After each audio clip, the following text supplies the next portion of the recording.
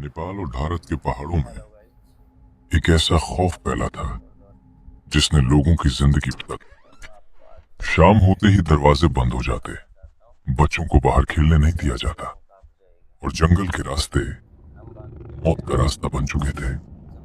ये कहानी है चंपावत टाइगर की, एक ऐसी बाघिन जिसने 436 लोगों को मौत के घाट और इस खौफ का अंत किया जिम कॉर्बेट ने।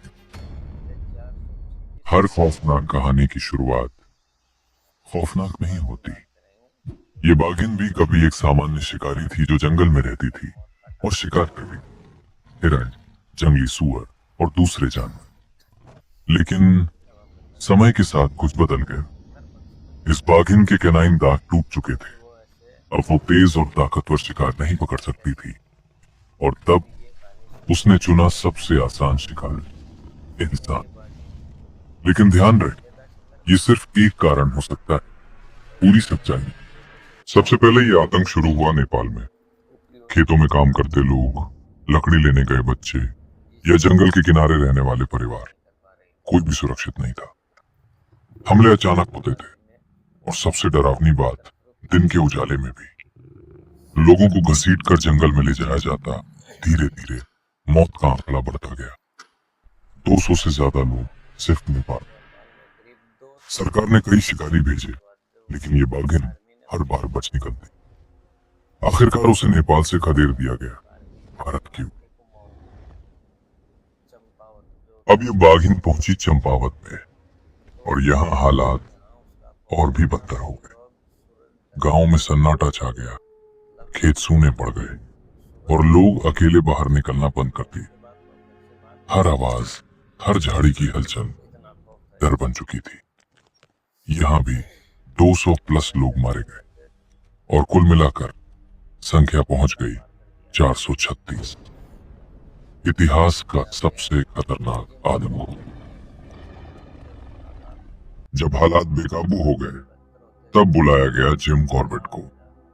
लेकिन कॉर्बेट सिर्फ शिकारी नहीं थे, वो जंगल को समझते थे, जानवरों की सोच को पढ़ते थे। उन्होंने जल्दबाजी नहीं की, उन्होंने किया हमलों का पैटर्न स्टडी, जंगल के रास्तों का निरीक्षण, गांव वालों से बातचीत। उन्हें पता था ये कोई आम बाघिन नहीं है, ये चालाक है, धैर्यवान है और बेहद। फिर आया वो दिन जब एक लड़की को बाघिन उठाकर ले गई। ये मौका था। कॉर्बेट और गांव वालों ने ट्रैकिंग शुरू की। जंगल में सन्नाटा था, हवा तक रुक गई थी, हर कदम मौत के करीब ले जा रहा था। अचानक झाड़ियों में हलचल हुई और सामने आई चंपावत टाइग्रेस। कॉर्बेट ने समझ की, सही समय का इंतजार किया और फिर ट्रिगर दबाया। कुछ ही पलों में 436 मौतों का सिलसिला खत्म हो गया। जब बाघिन की जांच की गई तो पाया गया उसके दांत पूरी तरह टूटे हुए थे। लेकिन यही पूरी कहानी नहीं है।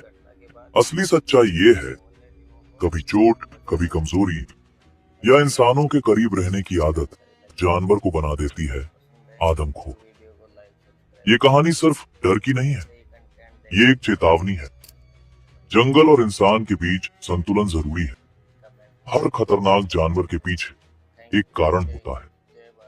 अगर आपको ऐसी सच्ची और रोंगटे खड़े कर देने वाली जंगल की कहानियां पसंद है, लाइक करें, सब्सक्राइब करें और कमेंट्स में बताएं अगली कहानी किस जानवर पर चले।